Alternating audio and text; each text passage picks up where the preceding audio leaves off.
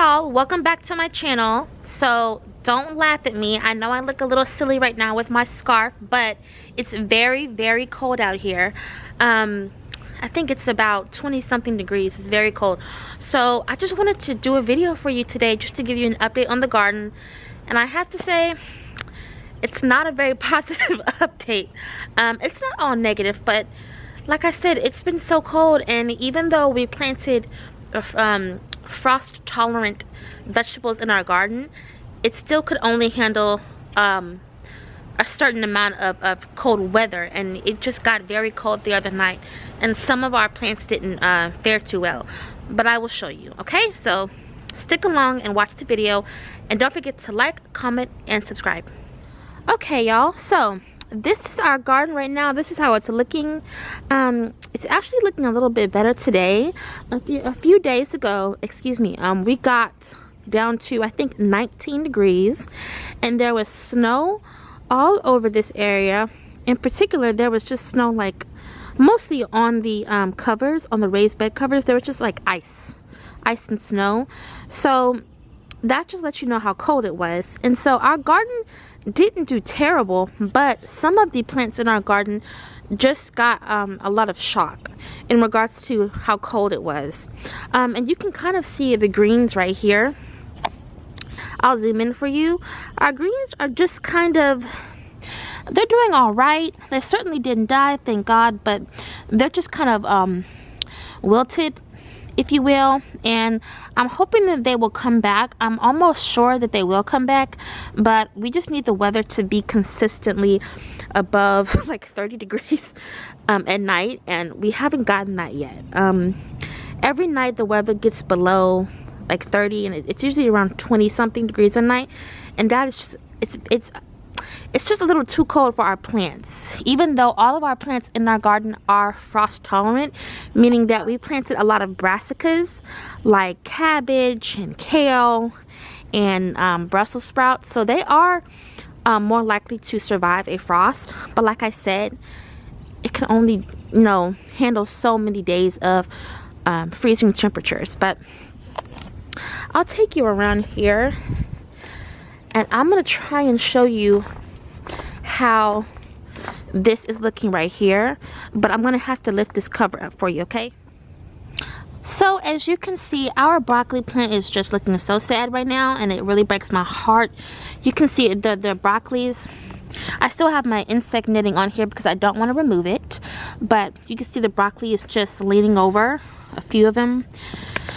And I hate that. We had about 12 broccoli heads on one plant, and they were all doing so well, and then we got these freezing cold temperatures in the teens, and now the broccoli is just literally it can't stand up.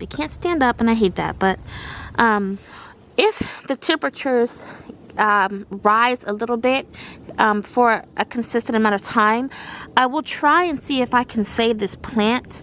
I'll try and see if I can just cut off the heads that look like they are completely gone, to see if new heads will grow back. So we will see. But the rest of the bed is looking okay. That's a cabbage or a Brussels sprout. I'm not always certain what I plant. I think those are cabbages down there. They also looked a little wilted, but maybe they might come back. But this is looking okay. The lettuce, it could be better, but it could also be worse. So it's all right. I just think once the weather starts to warm up consistently, we can just start from there and see if the garden can slowly start to come back to life. So like I said, we have 4 raised beds here, and we covered each of them with I guess a frost tolerant cover. I'm not sure what the exact word for it is, but we got it from Home Depot, and it did very well for us. All of our plants in the beds, they didn't die. They're not doing that great, but they didn't die, and I think that's because we covered it with I call it the frost tolerant cover. I don't know what it's really called. But I want to come over here and show you the peach tree. This is doing better than I thought it would do.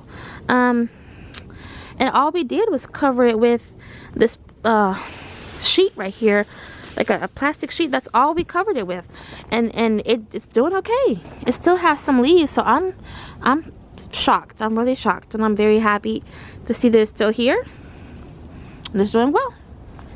Now I'm going to take you to the greenhouse, which I love. I still haven't given you a full tour of this yet because I want to wait until the weather warms up and it actually looks nice. Right now it's just so cold and it's not looking that great, but it's doing what it's supposed to do, which is keep our plants warm. So first I want to show you this. Well, first let me show you. This is the heater that we got. My dad got it for the greenhouse, and basically it cuts on when I think the temperature is at a certain number, and I think it's when it's below 40, I think is when it cuts on. Right now you can see that it's at, I think it's at 46, right? So but that's what we had. That's the newest addition to our greenhouse, and as you can see, we have some seedlings down here that are doing all right. So I say all right because they haven't grown much from where they are right now, and that's obviously because it's just been so cold outside. Now granted, it's never as cold in the greenhouse as it is outside, because we have our heater and we keep the door closed at night, but it's still chilly, so the seedlings aren't growing as fast, but they certainly aren't doing terrible, and I'm grateful for that. You can see more seedlings over there, and these are just some of our peach trees, fruit trees that we have, and they are doing okay as well, and I'm very grateful. So that's it for now. So I just wanted to give you a quick update on the garden and show you what we have so far and show you what survived the frost. And we're certainly not out of the clear when it comes to freezing temperatures. Like I said, it's just January. We normally have our coldest temperatures in March, like mid-March, late February. So we're not out of the cold yet, literally. So I'll just keep you updated on how the weather is in my area. I'm in zone 7B, and I'll keep you updated on how our plants do. But until then, thank you for watching the video. Don't forget to like, comment, and subscribe, and let me know how you like this video. Thank you. Bye.